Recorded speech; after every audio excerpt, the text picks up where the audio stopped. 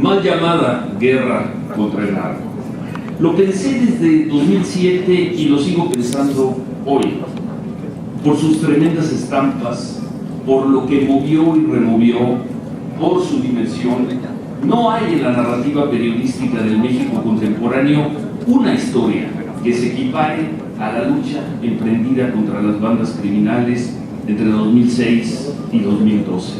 Políticamente, una historia muy controvertida, socialmente terrible, periodísticamente apasionante. Lo digo sin ironía y sin culpas profesionales. El seguimiento de la información diaria de ese tema obligaba a tratar de comprender la estrategia del gobierno, a buscar una forma de evaluar los resultados, a aceptar que los durísimos episodios, durísimos, que nos tocó narrar y describir, eran parte de una batalla que inexorablemente tenía que darse. Situación que forzaba a preguntarle 5, 6, 7, 8 veces: ¿cuántos muertos, presidente? ¿Cuántos muertos en esa lucha? Y ahora, aquí tenemos la reflexión del comandante en jefe de las Fuerzas Armadas, presentada en el género de memorias de los hombres de Estado que han dejado de serlo. La lectura del capítulo sobre la Estrategia Nacional de Seguridad, el primer capítulo de los retos que enfrentamos, me llevó también a releer aquel libro fundamental de Max Weber, El político y el científico, y a recuperar conceptos como el de intelectualización, que significa creer que todo puede ser dominado mediante el cálculo y la previsión. Weber nos enseñó hace más de un siglo que el sentido de la ciencia es comprobar la conjetura precisa, obtener los métodos para pensar. Por eso la vocación del científico no es, ni puede, ni debe ser la del político, especialmente cuando ha de ocuparse de la política desde un punto de vista científico. Los políticos, en cambio, aspiran a otra cosa, aspiran al poder para conseguir un fin u objetivo, el poder de una asociación política, el poder de un Estado. Ese Estado definido sociológicamente como la asociación que posee el monopolio legítimo de la violencia física, ni más ni menos. ¿Quién escribió los retos que enfrentamos? Pregunto. El autor es Felipe Calderón, el expresidente, que detalla cómo en cada vez más regiones el Estado mexicano perdía el monopolio de la violencia legítima de los grupos criminales. Él es quien escribe este libro. ¿O lo escribe Felipe Calderón, el académico, el científico social que desde un cubículo traza y desarrolla hipótesis sobre cómo un presidente mexicano tenía que enfrentar y enfrentó decidida, exitosamente, de acuerdo con el libro, a los criminales?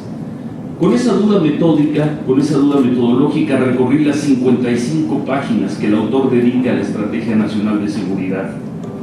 ¿Quién es la voz autoral? ¿Es la del comandante en jefe que movió a decenas de miles de efectivos del Ejército, de la Marina y de la Policía Federal? ¿O es la del huésped de la Escuela Kennedy que, con tiempo y espacio para la reflexión y la ciencia política, reconstruye analíticamente, con evidente conocimiento de causa, un tramo dramático de la historia de México? Le pregunto, presidente, te pregunto, Felipe, como presidente es el presidente Calderón, como académico es Felipe Calderón, te pregunto en usted, te pregunto en tú, ¿quién recupera la analogía de Peter Lopshak sobre las fases predatoria, parasitaria y simbiótica de los grupos criminales? ¿Lo hace el político o lo hace el científico? No me detengo en las causas de la violencia detalladas en el capítulo, o debo decir esta noche, no me detengo en la etiología del conflicto, no me detengo en los orígenes, quizá debo decir esta noche, en la génesis del conflicto, no me detengo en los casos particulares en que como periodista tuve ocasión de preguntar, de cuestionar en su momento al presidente Calderón. No me detengo en Michoacán, en los policías federales torturados y despedazados en la Huacana. No me detengo en el Michoacanazo o en la leyenda del Chayo, no en Villas de Salvarca, en los migrantes de San Fernando, en el incendio del Casino Royal. De todo eso hablamos y preguntamos con absoluta libertad en su momento, y lo repito esta noche, 20 meses después, De todo eso preguntamos y hablamos con absoluta libertad en su momento. Ante todos esos episodios, escuché un presidente que decía lo que el autor de este libro subraya y repite: no había opción. El Estado mexicano estaba en grave riesgo. El ciudadano se había dado cuenta de que nadie lo protegía del crimen. Por eso había que actuar con toda la fuerza del Estado. El análisis del científico es impecable en este libro porque conoce como nadie el cómo y el por qué se tomaron las decisiones esenciales en el combate a los criminales. Me quedo en cambio con la duda de qué tan acertado fue el presidente de México en el diseño y aplicación de esta política pública, de esta Estrategia Nacional de Seguridad. La polémica con Felipe Calderón no duró solo 6 años, continúa en estas páginas. Y no es una polémica conmigo, con un periodista, no es una polémica con sus críticos feroces, ciegos de resentimiento, muchos de ellos. La gran polémica, pienso, es con la actual Estrategia Nacional de Seguridad, la del gobierno del presidente Peña Nieto, que por lo visto mucho aprendió de la experiencia 2006-2012. Digo esto del aprendizaje en una doble vertiente. Una, aprendieron la estrategia y en lo fundamental la extienden, la replican, la continúan. Y dos, aprendieron de los excesos, especialmente narrativos, y lo cuidan, se esmeran para no reproducirlos. Me quedo con la frase postrera del capítulo 1 de este libro. La leí en pasado, la leí en presente y tengo pocas dudas de que la leeré en el futuro. Cito al expresidente Calderón, al científico social Calderón, comillas, antes de mi gobierno se debilitaban las instituciones de seguridad y justicia y el crimen se fortalecía. Ahora las instituciones se fortalecen y el crimen se debilita, se cierran comillas. Es una frase, podría decirse que complaciente, pero como periodista, como interesado en el tema, la comparto, presidente, la comparto, Felipe. Muchas gracias. Guiado por la convicción de que tiene sentido confrontar el pasado para seguir intentando cambiar el futuro. Al final creo que lo que ofrece usted en este libro es la convicción y la esperanza de que se puede aprender de la historia, en este caso de la historia reciente, esa que usted ayudó.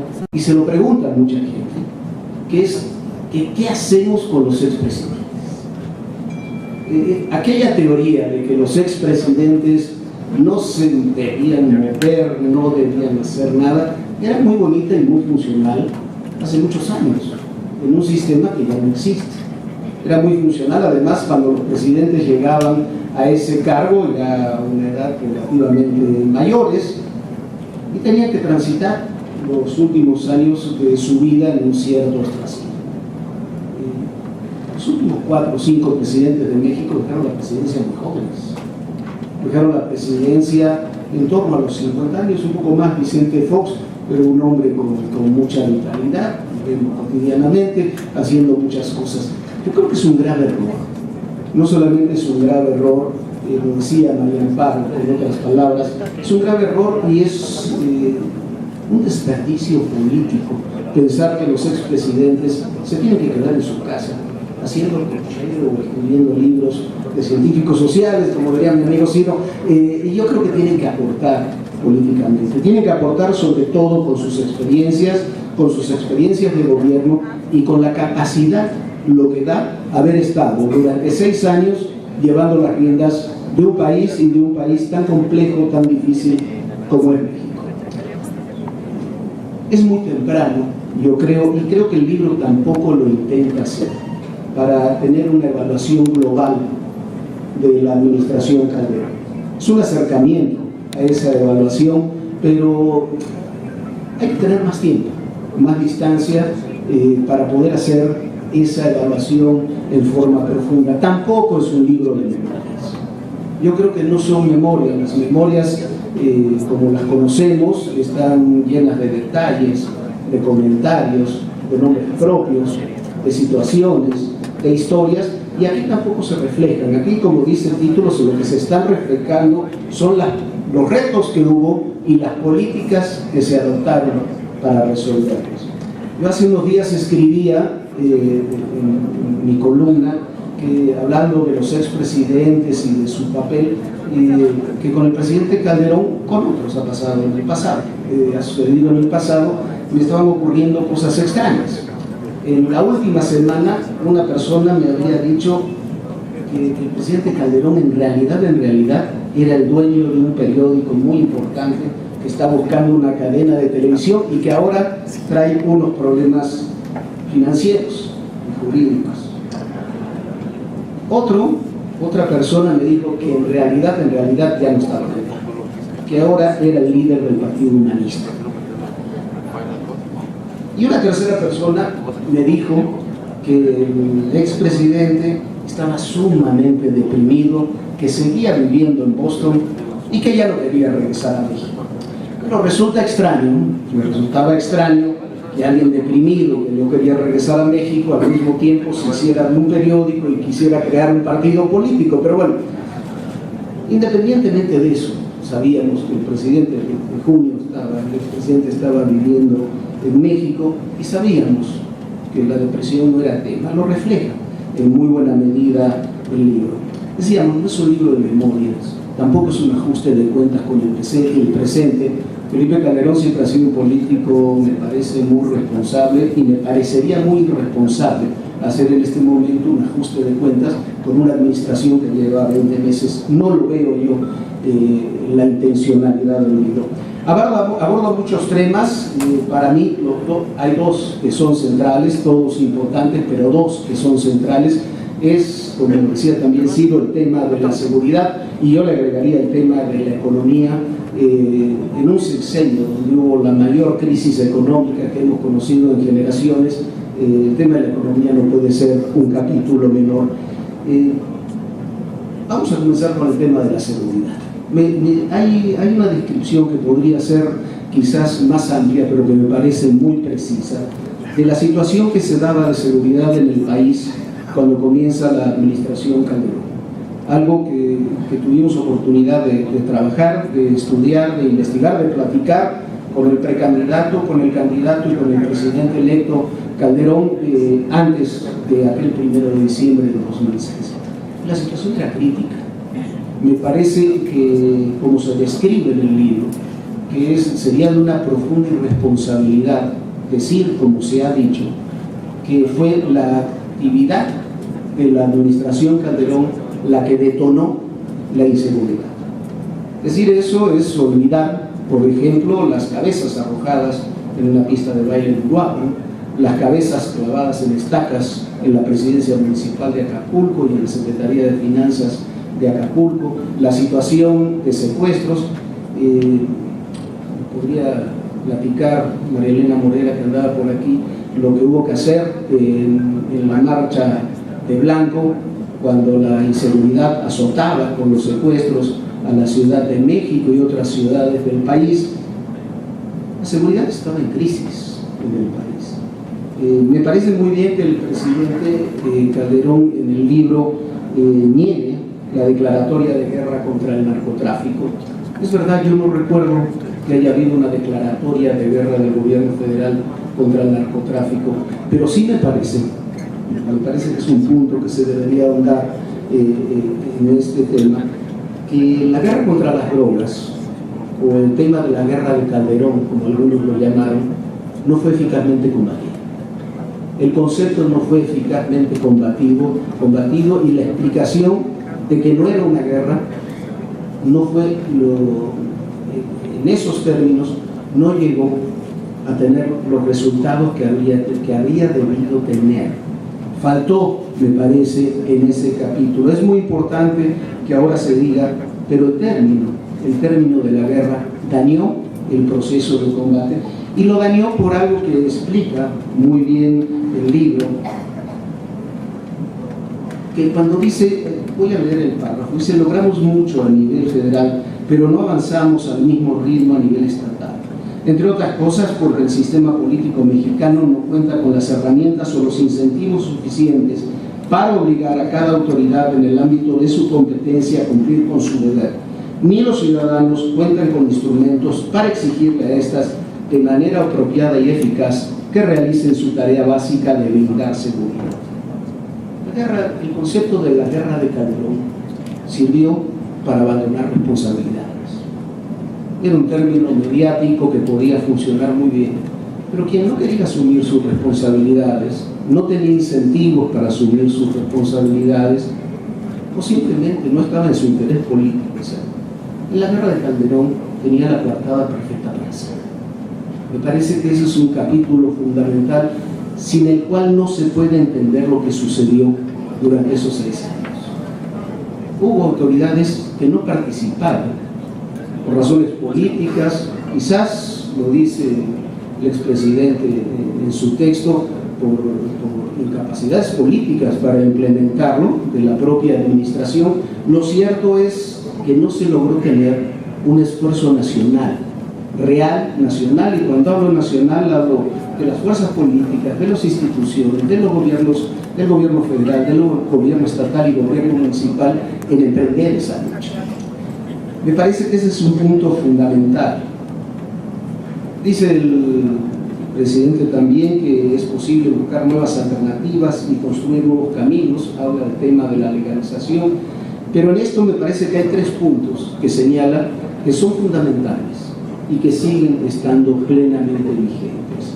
Enfrentar y llevar ante la justicia a los criminales, depurar y fortalecer los cuerpos policíacos, ministeriales y judiciales, y reconstruir el tejido social a través de la generación de oportunidades sociales y de trabajo para la gente, especialmente para los niños y los jóvenes.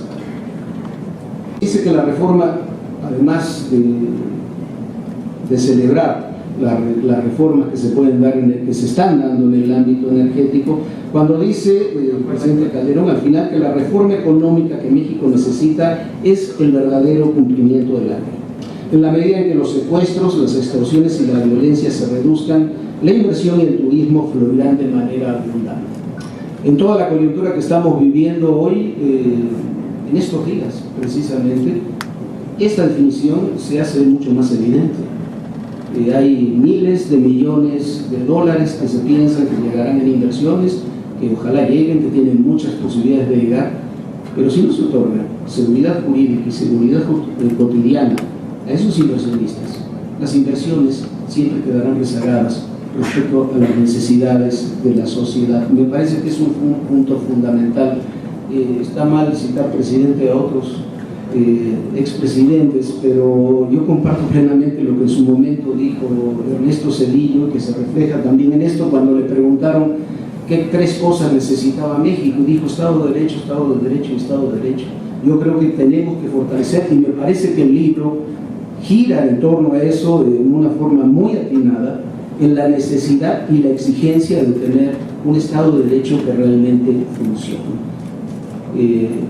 Algunos estudiosos del derecho dicen que la diferencia entre un sistema que funciona y un sistema que no funciona es que el sistema que no funciona tiene leyes estrictas que se aplican de manera laxa, y los sistemas que realmente funcionan tienen leyes relativamente laxas pero que se aplican de manera estricta.